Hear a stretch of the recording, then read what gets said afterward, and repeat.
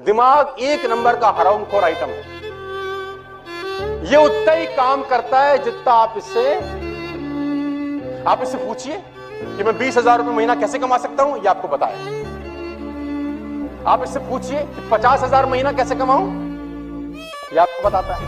आप इससे पूछिए 1 लाख रुपए कैसे कमाऊं, आप इससे पूछिए 2 लाख कैसे कमाऊं, ये आपको बताता है। ये बताएगा साला उतना ही जितना तुम इससे। तो बड़ा क्यों नहीं पूछते यार, मैं तो ये पूछ रहा हूं तुमसे।